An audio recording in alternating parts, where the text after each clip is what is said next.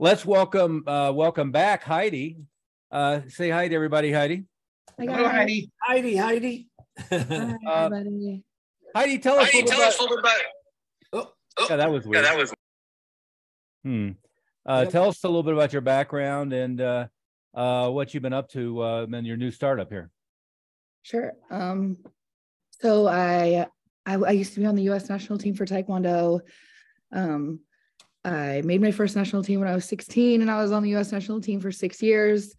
My ex-husband and I, we went a pretty successful Taekwondo school in South Orange County, California. Got divorced, and now I'm back in Washington.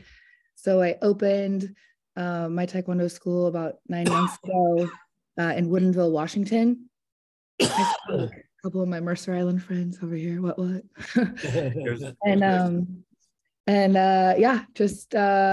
I did this program before, and I saw a lot of success. We had a lot of success with it, and so I just wanted to jump back in and see how everybody was doing. Take it to the next level. Exactly. That's good. And correct me if I get any of the numbers wrong, but COVID was even more insane in Seattle than it was probably anywhere other than New York City, right? So that put some of your plans on sidetracked when you were opening. But then you located this existing location 9 months ago, and are already up into the low 30s as far as revenue in 9 months. So that's a good start. What do you attribute your rather quick start to on reopening after quite a while?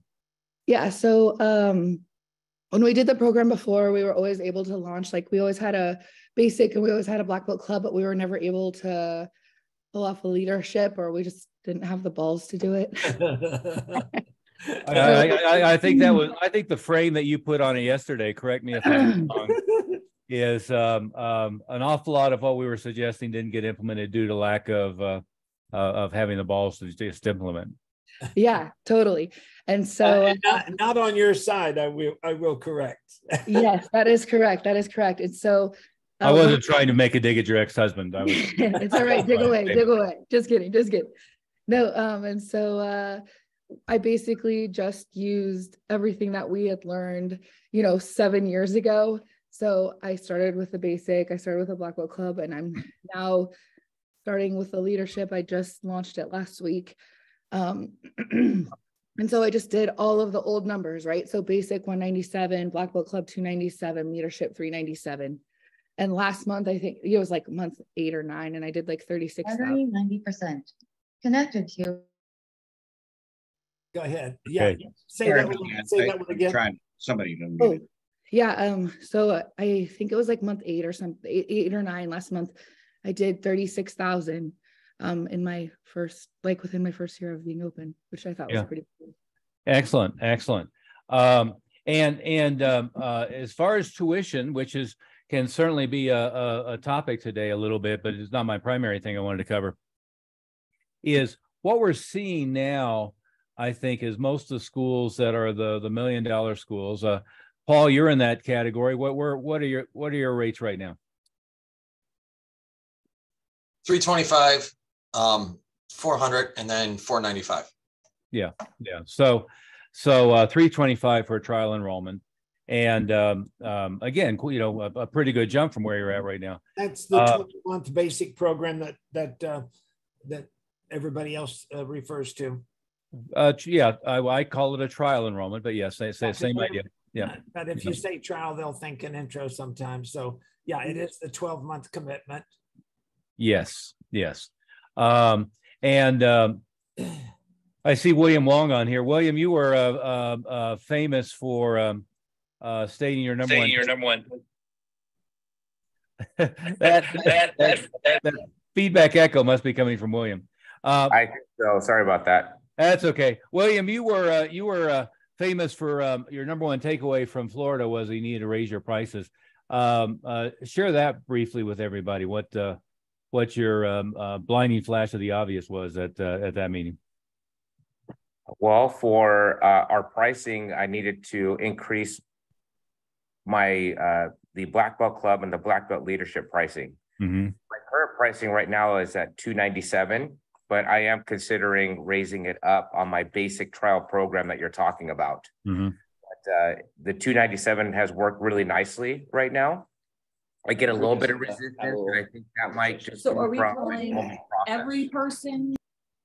You gotta have everybody keep muted unless they're talking, so we don't Yeah. interrupt all the time. Bob, remind me to double check the settings to make sure it automatically mutes, and so unless somebody wants to unmute themselves. Yeah, I'm trying to keep an eye on it. Some of them are Yeah. popping up. Okay, go ahead, William. Yeah, so yeah, I got my pricing locked in pretty good right now. But yes, I did learn a lot Every from person Florida. Or like who? It's Jan. I look, they keep unmuting, so it's not like I'm shutting them down as soon as I can. Sorry about that. I imagine they think they're muting when after you've muted them, but Yeah. yeah. So Okay. so last thing I'll just say is that we had a panel of $1 million schools up front, and everyone was basically saying the same thing. They wish they would have implemented the higher prices sooner, the higher tuition rates. And that just stood out like a sore thumb to me, that everyone was saying the same thing: sooner, faster, higher pricing. Yeah, and the fear is, I'm sure I can sort of speak for where everybody gets to when you go through this, is what the natural inclination is that if I raise my prices 20%, 20% or more people are going to say no, that I'm going to start pricing people out of the market. And, you know, the reason why anyone says they're not going to enroll really comes down to, including for the renewal, by the way, time or money, right? So it's either they don't want to commit twice a week, or they don't want to commit a 12-month agreement, or they don't want to pay whatever it is you're charging. And what the natural feedback loop is anytime you change something that you're worried about, when you change it, you start hearing that as the primary excuse over and over and over again. And what we know that has happened throughout the industry is, you know, what I not too charitably call the bozo explosion of consultants, but they've tried to take it where you don't have to really make a sale, where there's no long-term commitment, where the price is so low that nobody objects to it. And I can tell you from experience, there is no price that's so low that nobody objects to it, right? There's no such thing.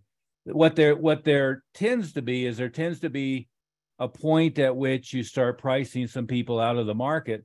But my experience in Denver, which, you know, all of our areas, Heidi, compared to where you're at, were much lower income demographics relative, is, you know, it was the people who couldn't afford bus tokens and also pay more than $50 a month. But then the difference between 197, 247, 297, 347 really wasn't a budgetary issue.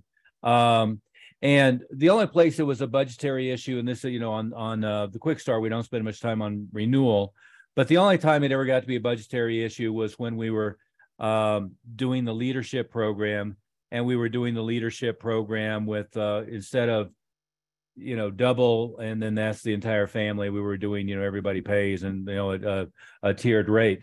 That's when we started pricing some families out of the market. But when we shifted to family pricing, it wasn't a big issue. And when we've shifted, I know I always had it, but the idea of having a fallback position keeps that from happening as well on the renewal.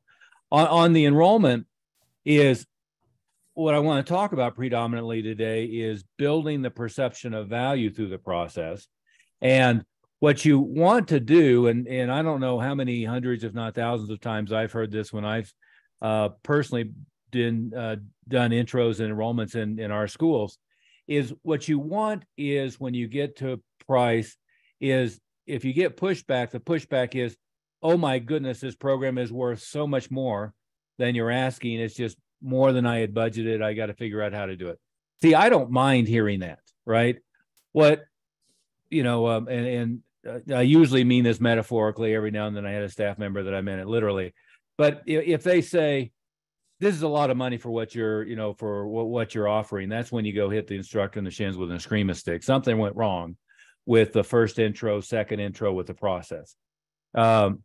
That's a management technique I'd recommend to you, Heidi, is the right below the knee with the Eskrima stick.